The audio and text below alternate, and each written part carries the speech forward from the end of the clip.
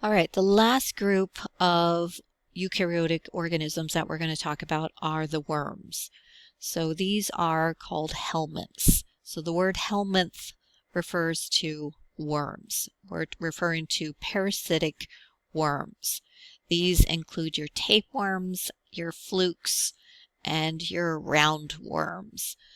And we're not going to talk about specific worms right now. We'll kind of get into those later on.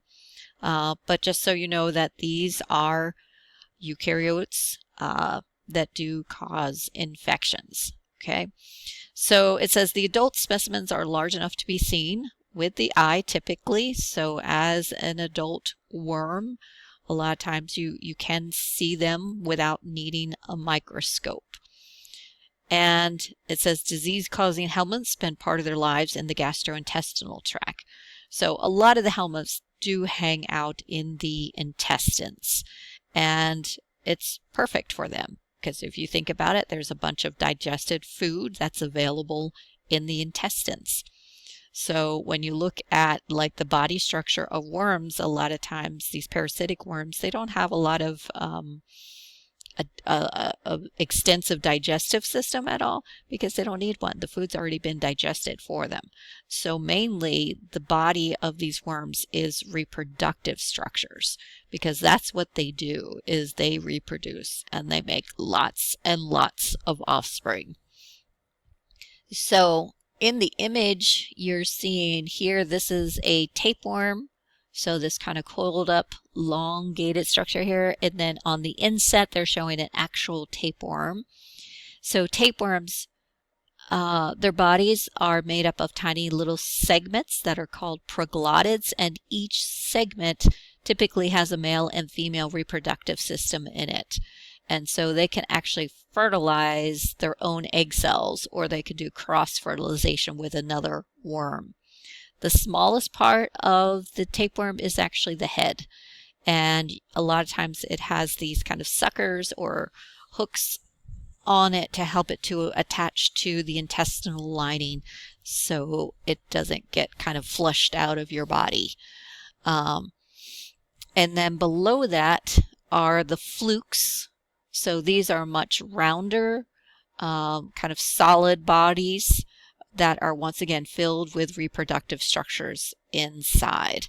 And they also tend to have some kind of sucker or something that they use to kind of latch on to their host. So both of these are what we call flatworms because their dorsal and their ventral surface meet. They're very flat, kind of paper flat, versus your roundworms, which are round in cross section. So these are your roundworms over here showing male and female roundworms, what they look like. Okay.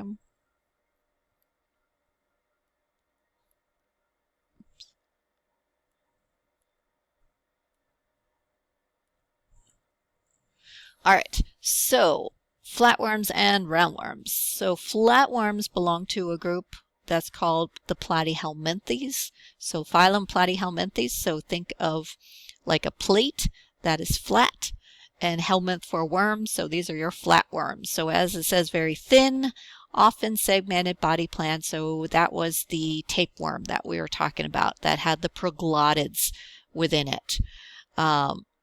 And they can be divided up into cestodes and trematodes. So if you ever hear cestodes or trematodes, they're referring to your flatworms. Your cestodes are your tapeworms, while your trematodes are your flukes. So sometimes you hear trematodes as kind of a general term as well. Then your roundworms belong to the phylum Helminths. Also, they can be called nematodes. So that's typically more the term that I use is nematode, referring to the roundworms. The body of nematodes are not segmented at all. They're very smooth on the outside, not a lot of structures on the outside at all, just a smooth body that's kind of tapered at both ends, and they're going to be round in cross section. And so the image there is taken from our D2L site where you can learn more about the helminths. So it says it's a photograph with a lab technician. That's showing an ascaris, which is a roundworm that was taken from a child in Kenya, Africa. All right, so this is showing you sometimes how infested individuals can get with some of these worms and have a lot of worms. A lot of times individuals don't even know they have worms until you get a lot of them. And then you might start to notice some symptoms. And other times you might notice symptoms when they start to travel to other parts of the body and can cause other issues by insisting in muscle tissue or by moving to the lungs or moving into the brain or the heart. And that's when they start to become pretty deadly at that point. So the life cycle and reproduction. So they have a life cycle that includes a fertilized egg, right? So if you start out from the egg, it will then develop into a larva. And the larva can be motile and crawl around or move around. And then it goes into the adult stage. So sometimes you might find different larval stages in different hosts, but the host within which it reproduces is called the definitive host. So humans a lot of times are a definitive host for worms, and they will reproduce inside of the human. So it says the adults derive nutrients from the host. So we already mentioned that they tend to hang out in the intestines where there's plenty of food that has already been pre-digested for them. And they're going to reproduce sexually in the intestines. So we saw the proglottids of the tapeworms. They had male and female reproductive system. They can fertilize their own egg cells. Those fertilized egg cells are typically then shed from the body in the feces. And then they can go on to infect another individual.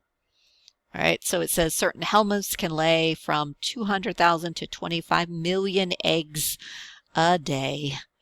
All right. And not all those eggs obviously are going to go on to infect other individuals, which is why they produce so many eggs. All right. So they're just kind of blanketing the world with eggs in the hopes that some of them will come across an appropriate host so that it can go through the larval stage and grow into an adult stage to reproduce again. All right, so as I said, we'll talk more about these helminths later on when we talk about the different organ systems of the body and the particular pathogens that infect these organ systems. So we are finished talking about the eukaryotic organisms. It's just kind of a brief introduction to the different types of eukaryotic organisms, and once again, we'll get more specifics as we go along through the semester.